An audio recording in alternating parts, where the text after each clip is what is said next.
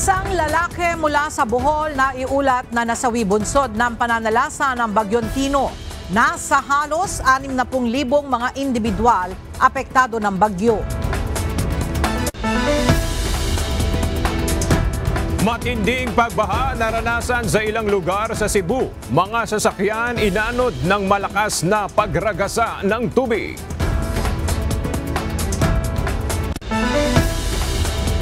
Ilang mga bahay sa Southern Leyte na wasak ng bagyo. Supply ng kuryente at tubig pahirapan sa ilang lugar doon. Ilang biyahe ng eroplano at mga bus kansilado ngayong araw dahil sa masamang lagay ng panahon. At 7 luxury vehicles ng mag-asawang Curly at Sara Diskaya isusubasta na ng Bureau of Customs sa November 17.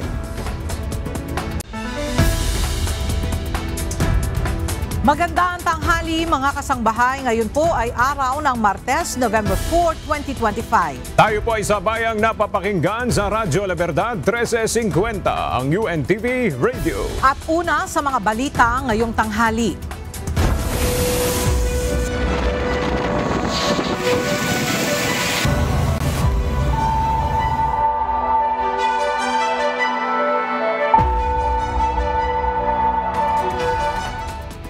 Isa na ang napaulat na nasawi sa pananalasa ng Bagyong Tino sa Visayas Region.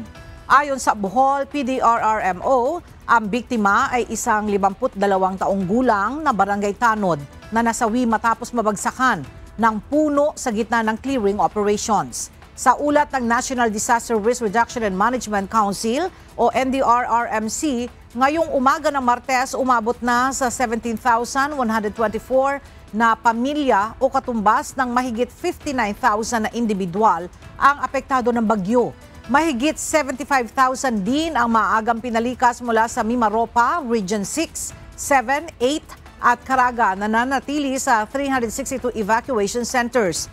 Bagamat ilang lugar sa Visayas ang nakaranas ng brownout, wala namang napapaulat na pagguho ng lupa.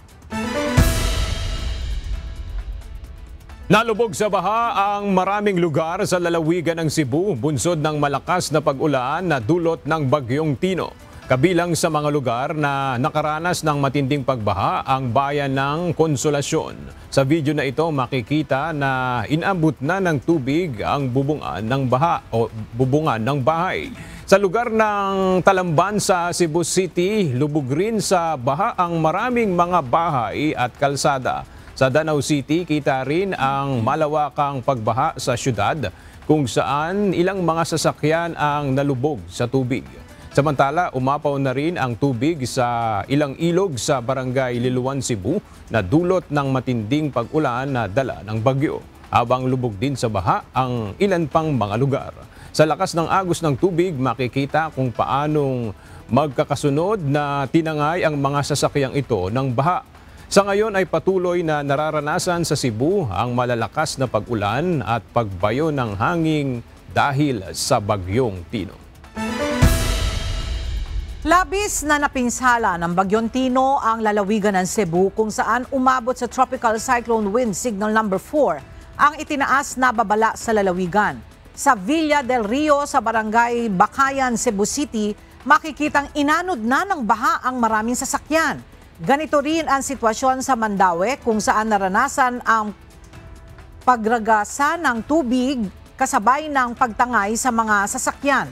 Sa paghupa ng ulan, tumambad sa mga otoridad ang patong-patong na sasakyan at motorsiklo na lubhang napinsala ng bagyo. Sa ngayon, nagpapatuloy pa ang clearing operation at assessment sa halaga ng kabuuang pinsala ng sama ng panahon. Matinding pinsala ang iniwan ng Bagyong Tino sa Barangay Esperanza sa San Francisco, Camotes Island. Ilang bahay ang nawasak at natanggalan ng bubong dahil sa lakas ng hangin at ulang dala ng bagyo.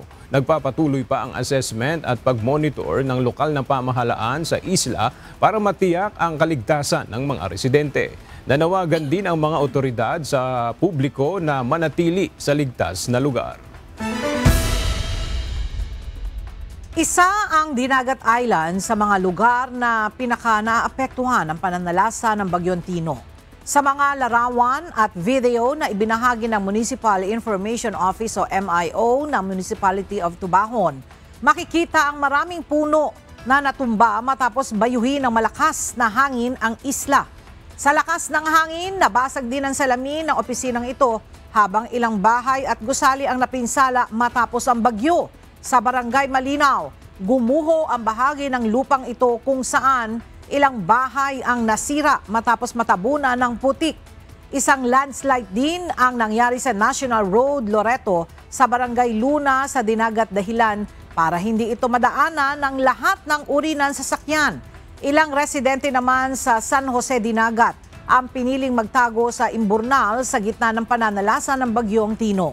Sa paghupa ng sama ng panahon, agad na rin nagsimula ang Rapid Damage Assessment and Needs Analysis para malaman ang kabuang pinsala habang nagsasagawa ng clearing operations sa mga kalsadang hindi madaanan matapos ang bagyo. Nag-iwan ng matinding pinsala sa bayan ng Silago sa Southern Leyte ang Bagyong Tino. Base sa mga larawang ibinahagi ng Silago Municipal Disaster Risk Reduction and Management Office, makikita ang mga bahay na nawasak sa tindi ng bagyo. Sa lakas ng hangin, nagliparan ang mga bubungan ng bahay. Ilang mga puno rin ang pinadapa ng bagyo at nagbagsakan rin ang ilang signages sa lugar. As of 6 a.m. kanina, sa ngayon ay walang supply ng kuryente sa buong munisipalidad ng Silago habang wala ring signal o internet sa kanilang lugar. May ilang lugar rin ang walang supply ng tubig habang hindi rin madaanan ang ilang mga kalsada dahil sa mga nakahambala na puno. Nagsimula na ring maramdaman sa probinsya ng Palawan ang Bagyong Tino. Ilang mga residente doon ang maagang inilikas at dinala na sa mga evacuation center. Para sa detalye, makibalita tayo kay Andy Pagayona live.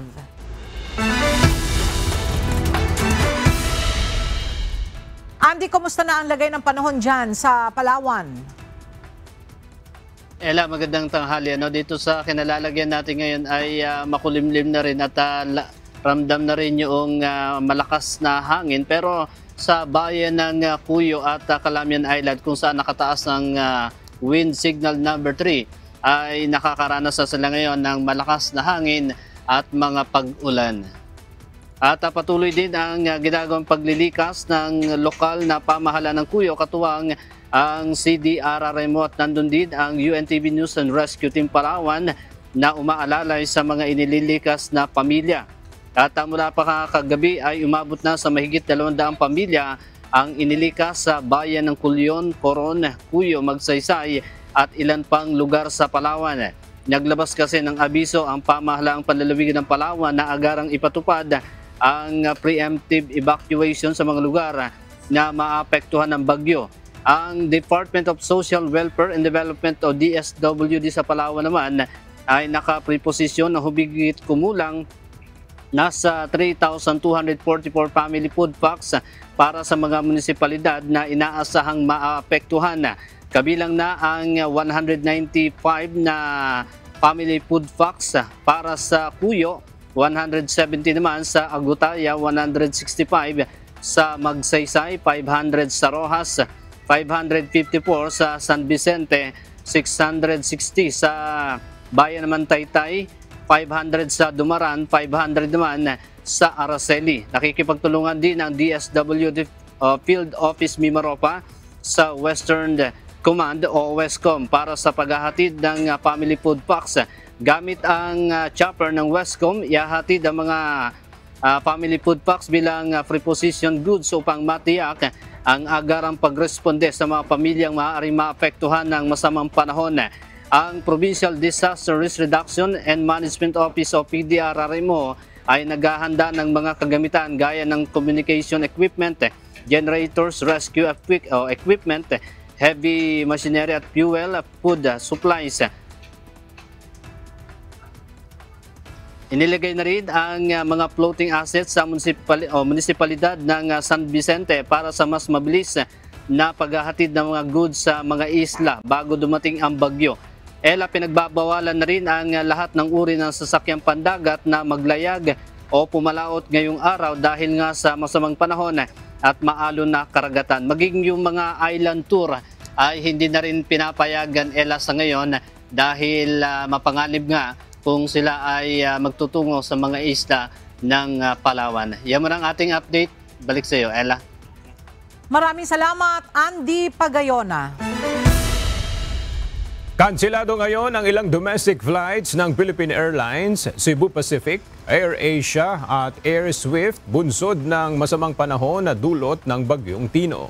Base sa advisory ng Civil Aviation Authority of the Philippines o CAAP, kabilang sa mga kanselado ang balikang biyahe sa ruta ng Manila to Katiklan, Tacloban, Cebu, Bohol Panglao, Iloilo, Bacolod at Calibo.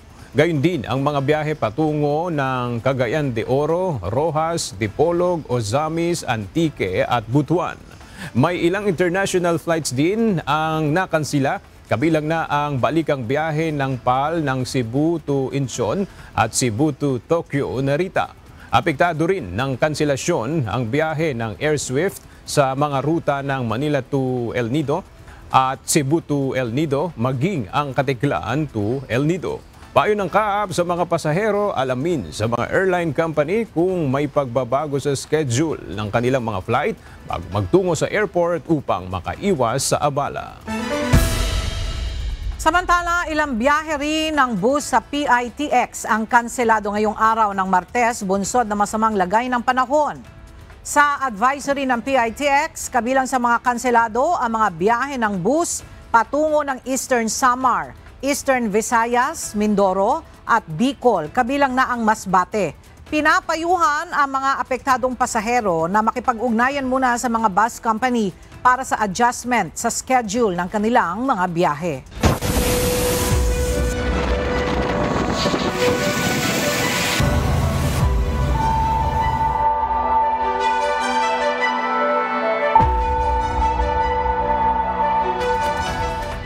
Bahagyan ng humina ang bagyong Tino, gayunman patuloy itong nagbabanta ng pananalasa sa Western Visayas at Negros Island region.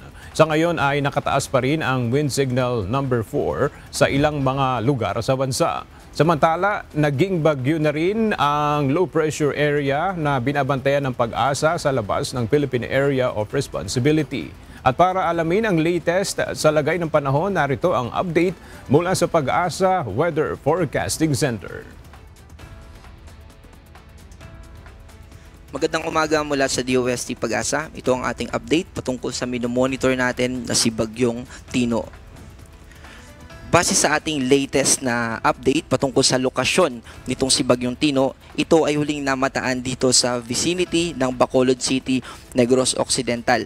Subalit meron din tayong update dahil sa susunod na slide ipapakita natin yung ika-4 na beses na naglandfall na ito si Bagyong Tino. Sa kasalukuyan, ito yung lokasyon na kung saan naroon itong si Bagyong Tino. Ito ay may taglay na lakas ng hangin malapit sa mata na umaabot ng 140 km/h at pagbugso o bigla ang paglakas ng hangin sa paligid nito na umaabot ng 195 km/h. Ito ay kumikilos pakanluran sa bilis na 25 km/h. At dito, base sa ating radar images, ayan, ito na yung ika-4 na paglandfall niya kaninang 11:10 ng umaga sa San Lorenzo, Guimaras. So yung unang landfall niya ay kaninang madaling araw sa Silago, Leyte, 5:10 naman kanina sa Borbon, Cebu. Ikatlo naman ay 6:40 ng umaga sa Sagay City, Negros Occidental. At yung latest na landfall niya ay yung binanggit natin kanina sa San Lorenzo, Guimaras. Para sa magiging track o yung tatahakin pa nitong si Bagyong Tino, sa mga susunod na oras ay babaybayin niya o muli siyang magla-landfall dito sa Panay Islands and eventually ay dadaan siya dito sa Sulusi at pupunta na siya dito sa northern portion ng Palawan. Posible ito na maglandfall dito sa ilang islands dito sa Palawan. And by Wednesday, bukas po ng umaga ay base sa ating analysis ay nasa labas na ito ng ating kalupaan. Magtutuloy-tuloy pa rin yung pagkilos nito kanluran, hilagang kanluran and by Thursday ng umaga ay nasa labas na ito ng Philippine Area of Responsibility. Mananatili siya na nasa typhoon category throughout its passage or yung sa habang binabaybay niya. And by Friday ay nandito na ito sa eastern part ng Vietnam. So dahil dito ay may nakataas pa rin tayo na signal number 4. Kasama dyan yung probinsya, yung central and southern portion ng Antique, kasama yung Cuyo Islands, probinsya ng Guimaras, Iloilo, Capiz, southern portion ng Aklan, ganun din naman yung southern portion ng Negros Occidental at Negros Oriental. Signal number 3 naman, dito sa mga nakakulay orange, yung northern portion ng Aklan at ganoon din naman yung northern portion ng Antique, kasama yung Kaluya Islands, yung southern portion ng Masbate, kasama ang Cebu, northern portion ng Cebu, kasama ang Bantayan Islands, at yung central portion ng Negros Occidental, ganoon din sa Negros, yung central portion ng Negros Oriental, kasama din yung northern portion ng Palawan. So kasama yung Calamian Islands at Kaluya Islands. And signal number 2 naman dito sa mga nakakulay dilaw, yung northern part pa rin ng Palawan, yung southern part ng Occidental Mindoro at Oriental Mindoro, yung probinsya ng Romblon, yung central portion ng Masbate, yung western section nitong Biliran, ganun din yung western part ng Leyte, kasama yung Camotes Island, yung natitirang bahagi ng Cebu, yung central part din nitong Negros Occidental at central part ng Negros Oriental, at yung northwestern part nitong probinsya ng Bohol. Signal number 1 naman, itong mga nakakulay asul. So yung central part ng Palawan, kasama rin yung central and northern part ng Occidental Mindoro at Oriental Mindoro, yung southern portion nitong Marinduque, southern Quezon, kasama yung Burias Island, Ticao Islands, yung northern, northeastern part nitong probinsya ng Masbate, yung southwestern part ng Albay, yung probinsya ng Sorsogon, western portion nitong northern Samar, yung western and central portion nitong probinsya ng Samar, northern and eastern portion nitong Biliran, natitirang bahagi ng Leyte, northwestern portion nitong southern Leyte, at natitirang bahagi ng Cebu. Ganon din naman dito sa probinsya ng Siquijor at natitirang bahagi ng Negros Oriental. So yun po yung merong mga kinalaman sa lakas ng hangin from signal 1 hanggang signal number 4. Lalo na sa signal number 4, yung mga pagbugso ng hangin na yan, at least 89 kilometers per hour, ay yan po yung mapaminsalang mga lakas ng hangin na posibleng makapagpatumba ng mga puno at kung gawa sa light materials yung ating kabahayan, ito po yung mga madadamage.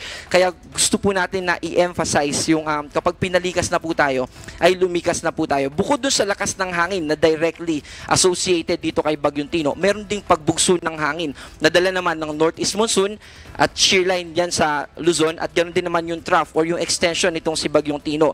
Dito yan yung extension ni Bagyong Tino ay nakakaapekto dito sa Sarangani, Davao Occidental at Davao Oriental. Dahil naman sa amihan at sa wind shear, may pagbugso din tayo ng hangin dito sa Cagayan Valley, Cordillera Administrative Region, Ilocos Norte, Ilocos Sur, Central Luzon, Metro Manila, Calabarzon, Mimaropa at Bicol Region. Maaaring umabot ng 88 kilometers per hour yung mga pagbugso ng hangin na yan, kaya mag-ingat pa rin po tayo. Magpapatuloy po yung pagbugso ng hangin na yan hanggang sa Wednesday. Yun po yung mga may kinalaman sa hangin patungkol dito kay Bagyong Tino at iba pang systems na nakakaapekto sa atin. Ngayon naman, yung mga pag-ulan na magiging epekto sa susunod na 24 oras, ngayong tanghali hanggang bukas ng tanghali. Itong mga nakapula po, ito yung torrential rains na more than 200 millimeters na pag-ulan yung ating nakikita. At ibig sabihin ng ganitong amount, posible yung widespread na mga pagbaha. At kung nakatira tayo sa mga bulubunduking lugar, kung nakapula po yung probinsya kung saan tayo nakatira, ay posible din yung mga landslide. Dito yan sa probinsya ng Palawan, Antique, Aklan, Capiz, Iloilo, Guimaras at Negros Occidental. At dito naman sa mga naka-orange, yan yung 100 to 200 millimeters. Ang ibig sabihin naman yan, sa isang probinsya, posible yung multiple o yung kalat-kalat na mga pagbaha. Dito yan sa probinsya ng Occidental Mindoro, Oriental Mindoro, Romblon, Quezon, ganun din dito sa Cebu, Siquijor at Bohol. Yung kulay dilaw naman, yan yung 50 to 100 millimeters for the next 24 hours. Ang ibig sabihin naman yan ay posible yung mga flash floods o yung mga biglaang pagbaha, lalo na sa mga low-lying areas, mabababang lugar o sa mga flood-prone areas, mga bahain talaga. Dito yan sa probinsya ng Rizal, Isabela, Laguna, Batangas, Camarines Norte, Marinduque, Camarines Sur, Catanduanes, Albay, Sorsogon, Masbate, Northern Samar, Samar, Eastern Samar, Biliran, Leyte, Southern Leyte. Ganun din dito sa Dinagat Island, Surigao del Norte, Agusan del Norte, Misamis Oriental, Misamis Occidental, Zamboanga del Norte, Lanao del Norte at Lanao del Sur. Yung sa mga walang kulay naman po, hindi po ibig sabihin yan ay hindi na tayo makakaranas ng mga pag-ulan. Posible pa rin po tayo makaranas ng mga pag-ulan pero hindi lang kasing lakas nung mga naka-highlight na may kulay. Simula po bukas ng tanghali naman hanggang sa susunod na hanggang sa Thursday ng tanghali, magpapatuloy pa rin yung mga pag-ulan. By this time, nandito na po sa West Philippine Sea itong si Bagyong Tino. At nakataas pa rin sa orange o 100 to 200 dito sa Palawan, Occidental Mindoro. At 50 to 100 naman dito sa probinsya ng Aurora, Quezon, Batangas, Marinduque, Oriental Mindoro, Aklan, Romblon, Antique, Capiz, Iloilo at Guimaras. Nagtataka po tayo, bakit po kaya may dilaw pa rin dito although nakalabas na ng kalupaan itong si Bagyong Tino. Ito po ay dahil sa shear line at mas i-elaborate po natin yan sa mga susunod na slide. At meron pa rin po tayo nakataas na storm surge warning. Yung mga nakapula po dito, ibig sabihin yan ay more than 3 meters na storm surge yung posibleng makaapekto sa ating coastal areas. Again, yung storm surge po ay dala kapag may bagyo, so yung lakas ng hangin at yung alon na pwedeng humampas sa dalampasigan, ito po yung warning na yun o tinatawag din natin na daluyong. Yung orange naman po, yan yung 2.1 hanggang 3 meters na paghampas ng alon sa ating mga dalampasigan. Yung dilaw naman, yan yung 1 to 2 meters. Kaya kung nakatira po tayo sa coastal areas ay at alam natin na posible tayong maabutan ng ganito kalalakas na alon ay makipag-coordinate po tayo sa ating LGUs o local DRRM offices. Ang difference naman po, dahil may nakataas din tayo na gale warning. Yung gale warning naman, kapag pumalaot po tayo, ganun, ito naman yung matataas na alon na ma-encounter natin. Kaya hindi po natin ini-encourage yung anumang aktibidad dito sa mga naka-highlight na pula sa mga baybay dagat natin. At ganoon din naman dahil sa northeast monsoon ay may pagbugso din tayo o matataas na alon kapag pumalaot tayo dito sa may probinsya ng Cagayan or northeastern part ng Luzon. Ganoon din dito sa Quezon and coastal areas ng Bicol region. At yung buong Visayas, ganoon din sa southern part ng Mimaropa, particular na dito sa northern portion ng Palawan. Also, meron po tayong nakataas na heavy rainfall warning. Yung kaninang pinakita po natin ay yung weather advisory. Yung time frame po nun ay for the next 24 hours, for the next 3 days. Itong heavy rainfall warning naman po, ito yung sa susunod na 3 oras. So, yung 3 oras na yan ay nagpapakita na kapag nakakulay pula, more than 30 millimeters na within 3 hours lang. At ito rin po yung heavy rainfall warning din, yung warning na nagte-text po sa atin kapag yellow na or orange sa lugar natin, yan yung nagme-message through NDRRMC. At kapag po nakakulay pula, ibig sabihin karampatang action na yung dapat nating gawin. At ganoon din naman po dito sa mga nakakulay orange, ay yan po ay 15 to 30 millimeters for 3 hours lang na duration. Itong mga dilaw naman, kasama po dito sa nakakulay blue, yan yung expecting tayo ng thunderstorm activity. So, although hindi siya nakapasok doon sa heavy rainfall warning, pero makakaranas pa rin po tayo ng mga pag-ulan. At dala po yan nung shear line. Yung shear line naman po, ayan yung salubungan ng hangin na dala ng amihan at saka yung easterlies or yung hangin na galing sa Pacific Ocean. At ganoon din naman yung epekto ng northeast monsoon na magdadala rin ng mga pag-ambon o light rain sa malaking bahagi ng Luzon. Yung binanggit po natin kanina na satellite image, meron po tayong mga hindi dun in-explain. Ito po yung shear line na kakasabi lang po natin and then yung amihan din. At gusto po rin natin i-update yung ating mga kababayan. Dahil kaninang alas 8 ng umaga, yung low pressure na binabantayan natin dito sa labas ng Philippine Area of Responsibility ay tuluyan ng naging bagyo. At ito po ay bibigyan din natin ng local name na uwan or sa Bisaya po ito ng ibig sabihin ay ulan. Sa kasalukuyan ito ay nasa layong 1,985 kilometers east ng northeastern Mindanao. Kahit na nasa labas pa po ito ng PAR ay dahil naging bagyo na siya ay naglabas na rin po tayo ng Tropical Cyclone Advisory. At sa susunod na slide po, ito po ay zoom lang natin para mas maipakita yung itsura ng mga kaulapan na kaugnay dito sa tropical depression na tatawagin natin na uwan kapag pasok niya ng Philippine Area of Responsibility. So ito po yung ating track. So tropical depression siya sa kasalukuyan pero nakikita natin na yung paglakas niya into tropical storm, eventually severe tropical storm into typhoon, ay nakikita natin na mataas yung posibilidad. At papasok po ito ng Philippine Area of Responsibility ng typhoon category by Friday night or Saturday ng umaga. Kaya heads up po sa ating mga kababayan dahil although medyo may kalayuan pa siya at posible pa na magbago yung track nito, pero gusto po natin in advance na i-inform yung ating mga kababayan patungkol dito sa sa tropical depression na ito na muli ay posibleng makaapekto sa atin lalo na sa darating na weekends. Again po, gusto po natin na iparating sa ating mga kababayan na yung mga reports po natin na ito, ang gusto po nito after all ay mapaghanda yung ating mga kababayan at mabawasan yung mga damages, ganun na rin sa ating properties or ganun na rin sa ating mga buhay. Na kung posible naman na lumikas tayo o maghanda tayo, gumawa tayo ng mga aksyon para mabawasan yung damages na yun, ay gawin po natin. At yan po yung ating paalala. Ako po si John Manalo. Ang panahon ay nagbabago kaya maging handa at alerto.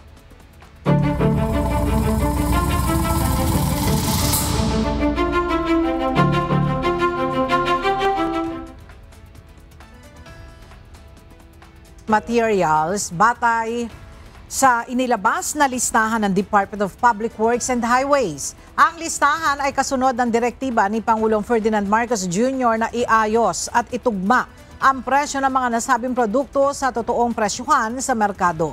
Narito ang report ni Jed Neresina. Ang total monetary value nito, according to the group niga Yusek Lara, niga Yusek Nick, 60 billion in estimated total savings sa 2026 budget. Ang ini-estimate natin. Dagdag na 1,600 kilometers na concrete road o 4.7% pa ang ihahaba ng national road at 1,000 kilometers naman na dagdag haba sa asphalt overlays. Ito ang ilan sa maaaring magawa pa kung iaayos o itatama ang presyo ng construction material sa bawat proyektong pang-imprastruktura. Ayon kay Department of Public Works and Highways Secretary Vince Dizon, paliwanag ng kalihim, isa sa direktiba ni Pangulong Ferdinand Marcos Jr. ang ireporma ang presyohan ng materyales upang hindi na maulit ang malawakang korupsyon sa mga proyekto ng pamahalaan. Kaugnay nito, ay ipatutupad ng DPWH ang malaking tapyas sa presyo ng mga construction material matapos madiskubre ang overpricing sa ilang construction materials na ginagamit sa mga proyektong pang-imprastruktura. At ito ay gagawin na natin simula ngayon. This has never been done before to this extent. No? And I am here to give you the details of the initial pa lang ito bringing down of the cost of materials starting with cement, asphalt, steel, gravel, sand, and other aggregates. Pero ngayon, mag-a-announce na ako ng mga ibababa nating mga materials base sa nakita natin na presyo sa merkado. Kaugnay nito, ipinauubaya na ng kalihim sa Kongreso kung saan ilalaan ang perang matitipid ng ahensya sa oras na maipatupad ang pinababang presyo ng materyales. We will leave it up to the wisdom of Congress what to do here. Pero ang napag-usapan ng budget hearing natin is magkakaroon ng parang provision sa GAA, sa General Appropriations Act, sa budget para alamin kung saan mapupunta ang savings na ma-generate nito sa 2026 national budget. Inihalimbawa ni Secretary Dizon ang sitwasyon sa Region 4B o Mimaropa. Ang halaga aniya per metric tons ng asfalto sa rehiyon ay umaabot sa mahigit 23,000 pesos. Ngunit matapos ang kanilang pagsusuri, nakita nilang maaari pala itong bilhin sa halagang mas mababa pa sa 6,000 pesos lang. Ibig sabihin, malaki ang naging diferensya o pagkakaiba ng presyo mula sa sinisingil sa aktwal na presyo sa merkado. Kaya nga ayon kay Secretary Dizon, sa pagtutok nila ngayon na ibaba ang presyo ng mga materyales at maitugma sa talagang presyohan sa merkado, malaki ang inaasahang matitipid ng DPWH. Sa kabila ng pagbaba ng presyo, tiniyak ng DPWH na hindi bababa ang kalidad ng bawat proyekto dahil ito mismo ang aktwal na presyohan ng kilala at mapagkakatiwalaang mga supplier ng iba't ibang malalaking kumpanya. This would really do a lot, to curb corruption, but still maintain quality. If the private sector can build a road at those prices, why cannot government do the same? Walang rason kung bakit hindi, di ba? No other reason. Sa presyong yan, dahil yung mga presyong nakita nyo, accredited suppliers lang yan. Accredited private suppliers yan. So, sisiguraduhin natin na kalidad pa rin ito, gaya ng direktiba ng, sinabi na rin yan sa direktiba ng Pangulo, pero dun sa tamang presyo. Paliwanag ni Secretary Dizon, isa lang ito sa reformang ipatutupad nila sa ahensya upang maialis unti-unti ang korupsyon sa mga proyekto ng pamahalaan. It will not sacrifice quality. What it will do is curb corruption. Yun ang sinabi ng Pangulo natin kanina nung Webes bago siya umalis papuntang South Korea. Ngayon ay pinag-aaralan pa ng DPWH kung ano ang parusa o kaso na maaari nilang isampa laban sa mga mapatutunayang nasa likod ng overpricing ng mga materyales na ginagamit sa mga proyektong pang-imprastruktura. Jed Neresina, UNTV News and Rescue. Diyos ang aming sandigan, serbisyo publiko ang aming pinahahalagahan. Isasagawa na ng Bureau of Customs ang public auction ng 7 mamahaling mga sasakyan na nakumpiska sa mag-asawang kontraktor na Curly at Sara Diskaya. Nakatakda ang pagsusubasta sa November 17, alas 10 ng umaga sa tanggapan ng Bureau of Customs sa Maynila. Ngunit bago ang public auction, bubuksan muna ng BOC ang public viewing ng mga mamahaling sasakyan sa November 10 hanggang November 12. Kabilang sa mga isusubasta ang Rolls-Royce Cullinan 2023, Lincoln Navigator L 2021, Bentley Bentayga 2022, Mercedes-Benz G63 AMG 2022, Toyota Sequoia 2023, Mercedes-Benz G500 2019 Bravos at Toyota Tundra 2022. Nauna nang sinabi ng VOC na walang kaukulang dokumento ang mga sasakyang ito. Inaasahang magsusumite ng panibagong rekomendasyon ang Independent Commission for Infrastructure o ICI ngayong araw sa Office of the Ombudsman. Resulta ito ng pag-iimbestiga ng komisyon sa nangyaring anomalya sa flood control project sa bansa. Para sa detalye, makibalita tayo kay Jed Neresina live.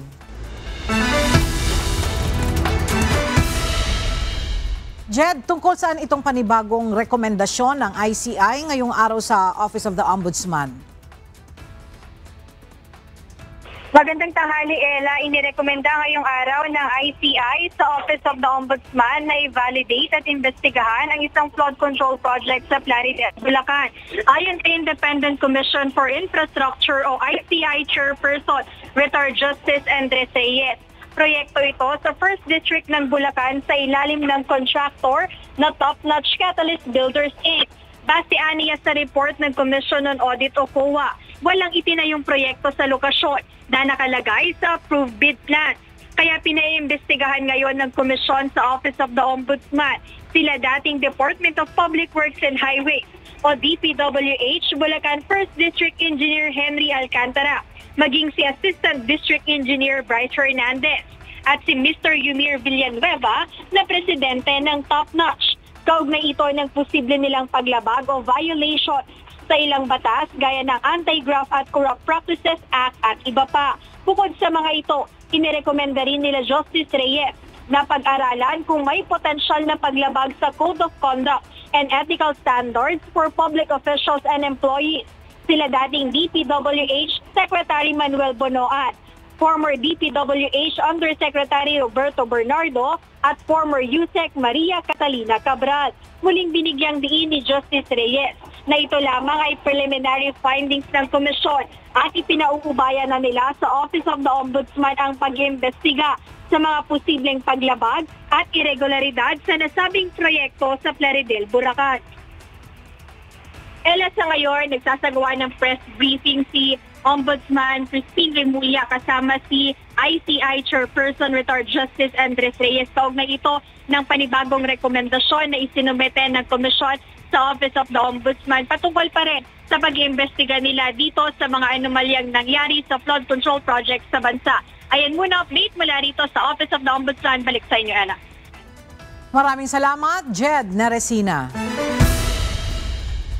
Tiniyak ng Department of Justice o DOJ na matibay na kaso ang kanilang isasampa sa korte kaugnay ng 5 ghost flood control projects na nakasampa sa kanila.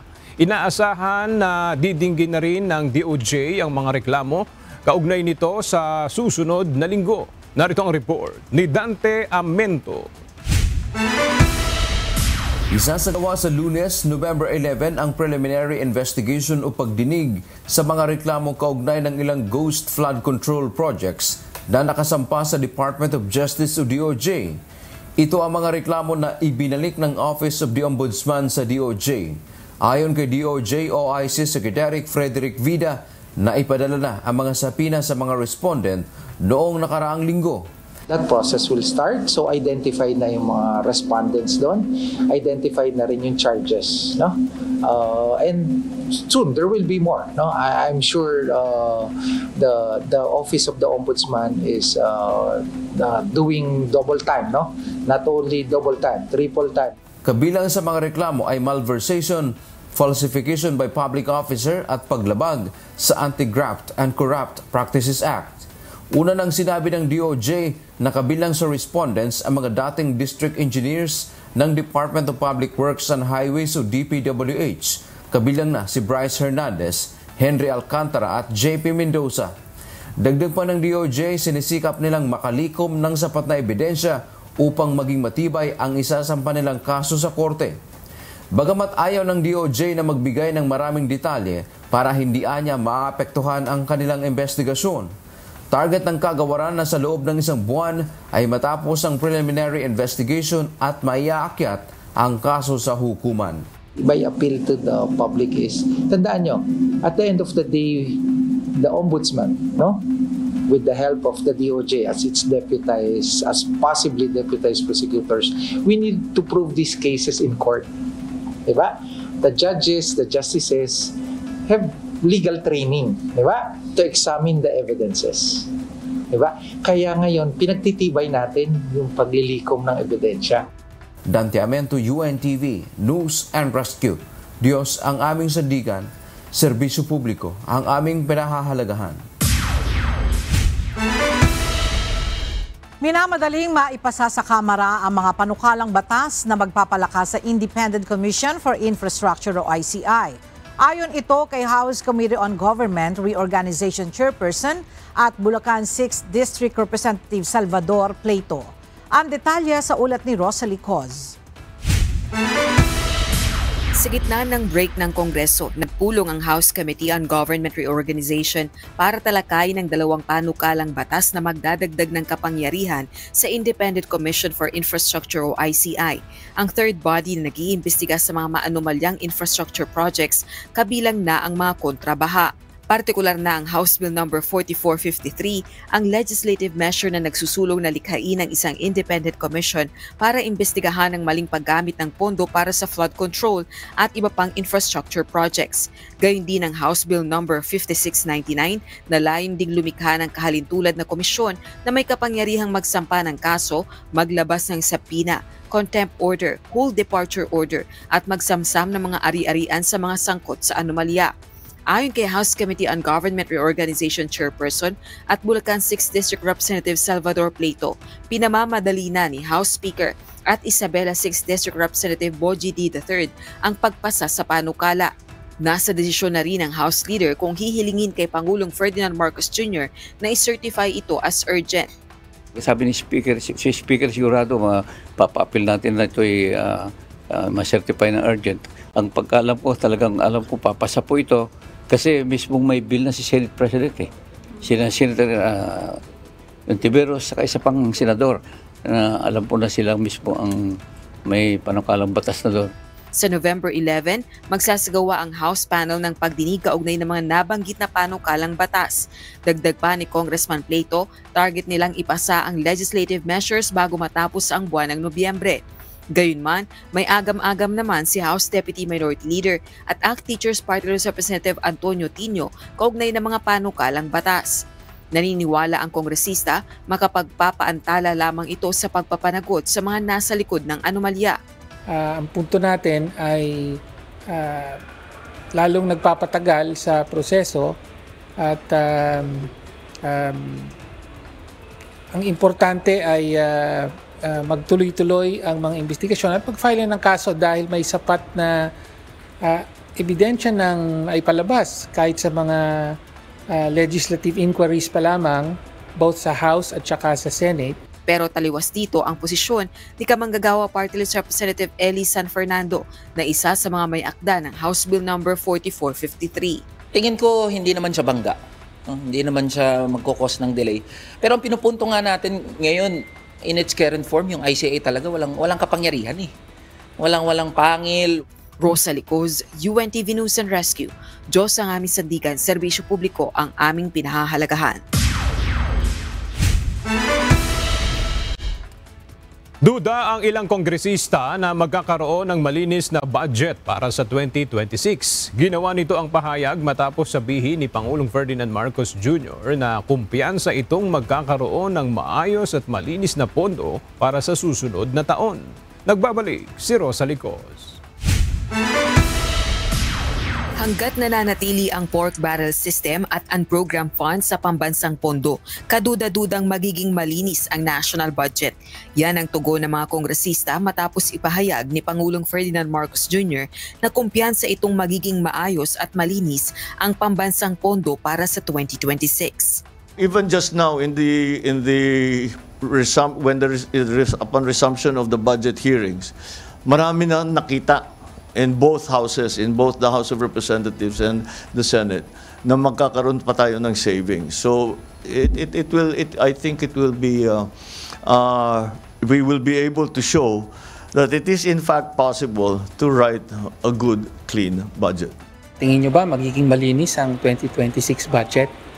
Tingin natin hindi pa rin, dahil as we said, bagaman may mga ingay ng reforma sa budget, sa esensya ay hindi nawawala yung sistema ng pork barrel, yung sistema ng allocables na sinasabi, maintain, tinanggal yung flood control pero nilipat naman ang mga pet project ng mga legislators sa ibang forma ng infrastructure. Kung hindi mawawala yung doon sa unprogrammed appropriations, hindi mawawala yung, kasi pork laden pa rin, napakaraming pa rin pork dyan sa General Appropriations Bill. So kung hindi yan mawawala, baka nangangarap po si PBBM. Baka siya lang naniniwala doon. Ipinag-utos na ni PBBM sa Department of Public Works and Highways o DPWH na bawasan ng 50% ang halaga ng infrastructure projects. Sa gitna ito ng corruption scandal sa flood control projects. Pasado na sa House of Representatives ang 6.793 trillion pesos na halaga ng House General Appropriations Bill for fiscal year 2026. Kasalukuyan namang tinatalakay sa Senado ang 2026 National Expenditure Program. Kailangan namang plantsahin sa Bicameral Conference Committee ang magkaibang bersyon ng dalawang kapulungan ng Kongreso sa panukalang pondo bago tuluyang pirmahan ni PBBM at maisabatas. Rosalie Coz, UNTV News and Rescue. Diyos ang aming sandigan, serbisyo publiko ang aming pinahahalagahan. Kasalukuyan dinidinig sa Senado ang panukalang pagsasapubliko ng lahat ng mga transaksyon ng gobyerno o ang tinaguriang Kadena Act. Kung may isa sa batas ang panukalang ito, target itong agad na maipatupad simula sa susunod na taon. Mula sa Senado, narito ang report ni Asher Cadapan Jr. live. Asher, paano ang pagpapatupad nitong Kadena Act? Ella, sa pamamagitan nga ng Kadena Act ay bubuo ng Digital Public Ledger System kung saan ilalathala ang lahat ng mga kaukulang impormasyon ng mga transaksyon ng lahat ng mga ahensya ng pamahalaan. Layo ng Senate Bill number 1330 o ang Philippine National Budget Blockchain Act na ngayon ay tinagurian ng Kadena Act na mapalakas ang transparency, pananagutan at partisipasyon ng publiko sa budget ng bansa. Paliwanag ni Senador Bam Aquino, chairperson ng Senate Committee on Science and Technology, sa pamamagitan ng Kadena Block ay magiging bukas ang gobyerno sa pagbusisi ng pera ng taong bayan. Sa ganitong paraan, anya, makikita agad ng publiko kung saan at paano ginagastos ang kanilang buwis at ang pera ng bayan. Pangunahing ani ang hakbang ito laban sa korupsyon sa gitna ng mga issue ng anomalya sa flood control projects at iba pang proyektong pang-infrastruktura ng pamahalaan. Sa pagdinig ng Senado kaugnay ng naturang panukalang batas, inilahad ng Senador ang timeline at pagbabahabahagi ng pagbubuo ng Kadena Act. What we want to see within 2026 is really phase 1. Which is all of the documents that are detailed in Section 5, and People's Budget Coalition supported us with the different listing, DBM supported us with a different listing of documents, na lahat yan available na sa publiko by next year. If we're able to get this passed by the first quarter of 2026, sa timeline po natin na phase 1, lahat ng mga data na yan, mga dokumentong yan, should be available to the public already, even before the end of 2026.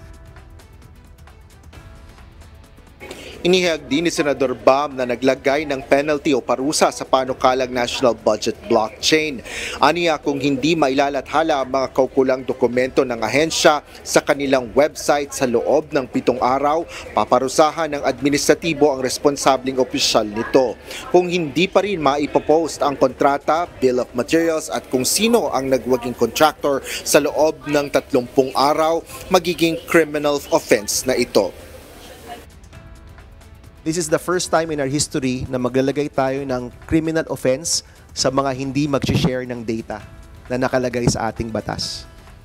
If found that what was hidden na kontrata is fraudulent, then the responsible officer for sharing that data can be charged as a co-conspirator of the groups who are involved in the fraudulent activity. Mabigat po yan. Mabigat po.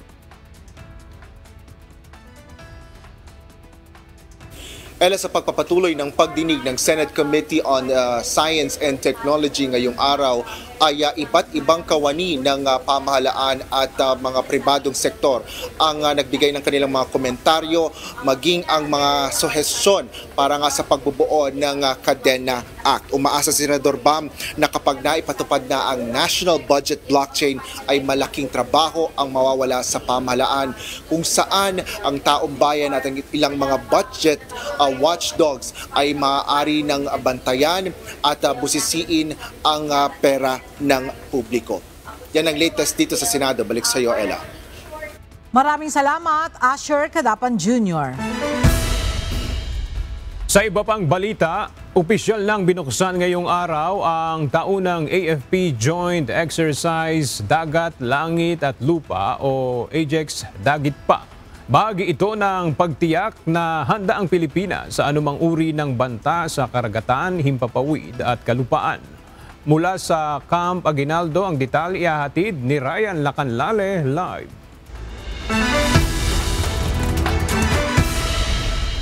Ryan, ano yung pinakasentro ngayon ng joint military exercise ng AFP?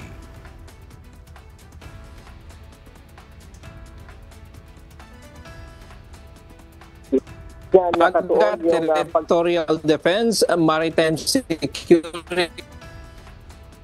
naman nagsimulan ngayong araw ng Armed Forces of the Philippines ang Joint Exercise Dagat, Langit, Lupa o AJEX Dagat Pa 09-2025. Isa itong all-EFT exercise na lalampakan ng iba't ibang sangay ng sandataang lakas kabilang ng hukbong dagat, hukbong himpapawid, hukbong katihan at Special Operations Forces.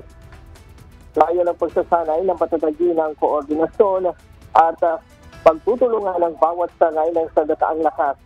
Paunlarin ang kanilang mga taktika at pamamaraan sa pagsasagawa ng misyon sa himpapawid, karagatan at sa lupa. Tutuon ang pagsasanay sa territorial defense, maritime security at cyber defense. Bahagi ng pagsisiguro na handang ipagtanggol ng AFP ang bansa sa anumang uri ng bansa. Ayon kay Chief of Staff General Romeo Browner Jr., mahalaga ang pagsasanay na ito upang mas lalong maihanda ang sandataang lakas sa posibleng invasion o pananakop at upang mapalakas ang kakayahan sa pagtatanggol ng bansa laban sa mga kalaban. Isasagawa ang AJEX Dagat Pa 09-2025 sa Joint Area Operations ng Northern Luzon Command at Western Command mula November 4 hanggang November 14 ngayong taon. Sabi na latest na dito sa Camp Aguinaldo sa Quezon City. Balik kayo aga. Maraming salamat, Ryan Lacanlale.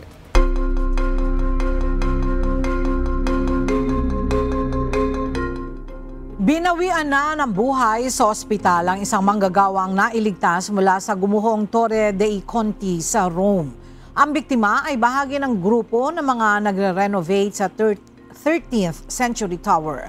Una na itong na-rescue matapos gumuho ang gusali at idineklarang kritikal ang kondisyon bago tuluyang pumanaw.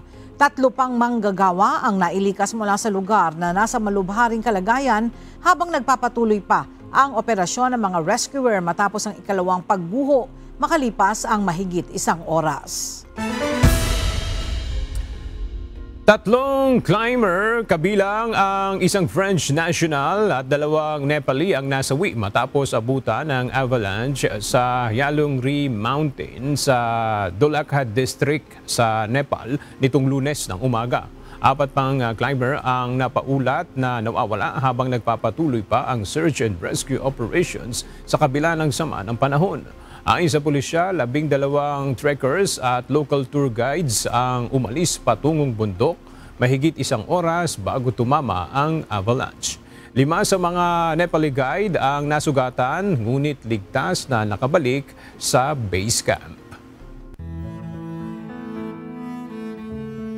At sa ating pong iiwang mga salita ng Diyos na ating sandigan mula sa Aklat ng Kawikaan. Kapitulo 26, versikulo 21 na nagsasabi, kung paano ang mga uling sa mga baga at ang kahoy sa apoy, gayon ang taong madaldal na nagpapaningas ng pagkakaalit.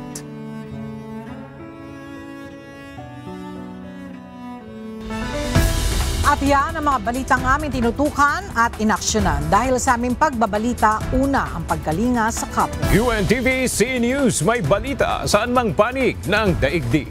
At dito sa UNTV, Diyos ang aming sandigan. Serbisyo publiko ang aming pinahahalagahan. Magandang tanghali.